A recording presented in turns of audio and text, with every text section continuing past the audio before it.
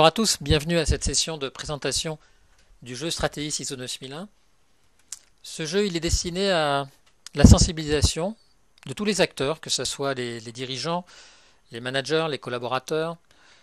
Donc la sensibilisation de tous à l'ISO 9001, c'est-à-dire qu'à l'issue d'une session du jeu, chaque participant s'est approprié à la fois les principes et les éléments de contenu de l'ISO 9001 et est donc capable d'en faire soit la promotion dans sa sphère d'influence, dans son bureau, dans sa direction, soit de préparer avec efficacité les audits de certification ou les audits de qualité interne, soit peut participer, peut contribuer à une démarche globale ISO 9001, dans le sens où à l'issue de ces sessions qui durent entre 1h30 et 2 heures, tous les participants ont compris de nouveau les grands principes et les grandes caractéristiques de l'ISO 9001.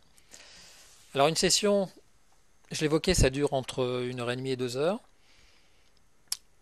On peut la faire tourner soit de manière indépendante, si on vise exclusivement la sensibilisation à l'ISO 9001, ou alors on peut l'intégrer dans une formation plus lourde en module découverte, c'est-à-dire qu'une formation de 2 ou 3 jours peut débuter avec ce jeu qui sert donc de découverte et de mise en jambe avec l'ISO 9001. Le gros intérêt, c'est que on évite une partie très redoutable de tout ce qui est norme ou référentiel, à savoir le caractère séquentiel de l'explication, puisqu'en fait le jeu a un énorme bénéfice, un énorme avantage, c'est celui de mettre en perspective et de mettre en scène finalement l'ensemble des exigences de l'ISO 9001 et de le faire interréagir avec les participants comme acteurs. C'est-à-dire que les participants sont face à l'ensemble des exigences de l'ISO 9001 et en fait manipulent ces exigences à travers des éléments très concrets. Dans le jeu, il y a notamment un jeu de cartes avec une exigence par carte du jeu, donc vraiment chaque participant a les exigences ISO 9001 en main. Et c'est vraiment une appropriation qui est basée sur la mise en œuvre d'une stratégie orientée résultat et en étant basée sur les exigences de l'ISO 9001. Donc c'est à la fois un module qui est très léger et très activable par quiconque dans l'entreprise. Au sein de Stratéis, on a mis en œuvre cette session soit au sein de CODIR, y compris des CODIR de grands groupes, qui sont amenés à donc jeter les dés sur des plateaux de jeu, donc ce qui est quand même intéressant. Il y a des photos à faire, et y compris avec des opérateurs dans des usines, enfin dans des configurations qui sont extrêmement concrètes, extrêmement sur le terrain, avec des personnes qui ne sont pas forcément en affinité avec des éléments très conceptuels.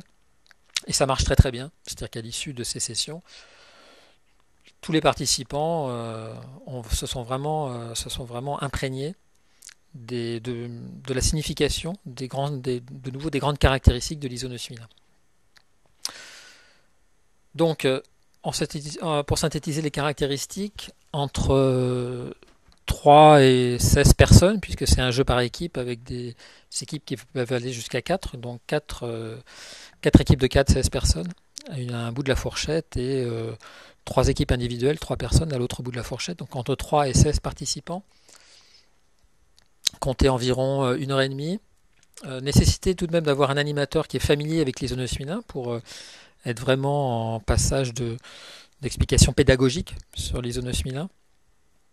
Et donc un module soit activable seul, indépendamment de tout contexte, avec donc pour objectif le fait que chaque participant se soit imprégné des grands principes et des grandes caractéristiques de l'ISO 9001, soit en étant intégré dans des modules de formation un peu plus longs.